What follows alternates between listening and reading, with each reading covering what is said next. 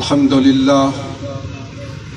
لله وحده والصلاة والسلام على من لا نبي بعده اما بعد فاعوذ بالله من الشيطان الرجيم بسم الله الرحمن الرحيم تبت يدا ابي لهب وتب صدق اللہ العظیم۔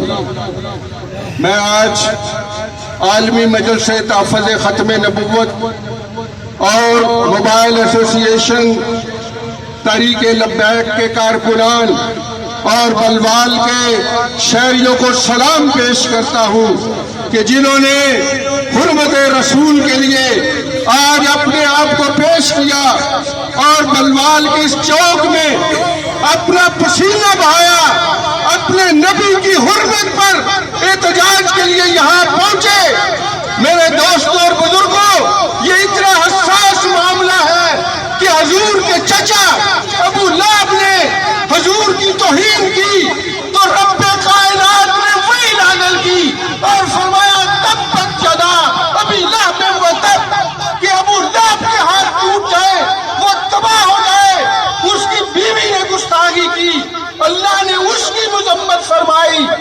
ابو لہب کے بیٹے نے جناب رسول اللہ صلی اللہ علیہ وسلم کی طرف تھوکا تو جناب رسول اللہ صلی اللہ علیہ وسلم نے اللہ سے یہ دعا کی کہ یا اللہ اس ملعون پر اپنا ایک کتا مسلط کر دے، اور اللہ تبارک و تعالیٰ نے اپنا ایک شیر بہت جلد، وہ سفر میں تھا تو اس کو ابو لہب کے بیٹے کو چیر پھاڑ کے رکھ دیا۔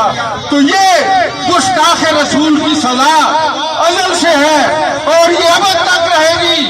پہلے ہمیں کہا جاتا تھا کہ فراش اور ناروے وہ حضور کی شان میں گستاخی کرتے ہیں، وہ کارٹون بناتے ہیں، اگر ہم ان کے ساتھ بائیکاٹ کریں، ہم ان کے سفراء کو یہاں سے نکالیں تو پورا یورپ ہمارے ساتھ بائیکاٹ کر دے گا۔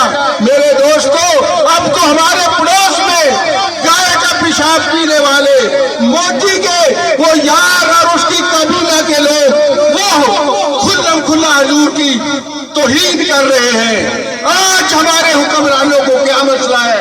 آج باجوہ صاحب کہاں ہیں؟ ہم چھوٹی چھوٹی باتوں پر احتجاج کرتے ہیں اور ان کے خلاف اعلانات کرتے ہیں، اب تو ہمارے آقا کی شان کا مسئلہ ہے۔ اور میرے دوستو، حقیقت یہ ہے کہ اگر امت مسلمہ کھڑی ہو جائے، اگر ہمارے OIC کے ممالک مسلمان حکمران کھڑے ہو جائے، اپنا دفاع ایک کر لے، اپنی کرنسی ایک کر لے، کوئی امریکہ، کوئی یورپ، کوئی انڈیا، کوئی یہودی اور کوئی ہنود جو ہے وہ یہ جرت نہیں کر سکتا۔ تو آپ سب آج اعلان کریں کہ جب تک یہ کتے معافی نہیں مانگتے اور یہ امت مسلمہ کے آگے یہ سرنگو نہیں ہو جاتے، ہم انڈیا کی اشیاء کا بھی بائیکاٹ کریں گے، ہم ان ہندوستانیوں کے خلاف انشاءاللہ کھڑے رہیں گے، کھڑے ہو انشاءاللہ حرمت رسول پر، حرمت رسول پر۔ وآخر دعوانا الحمدللہ۔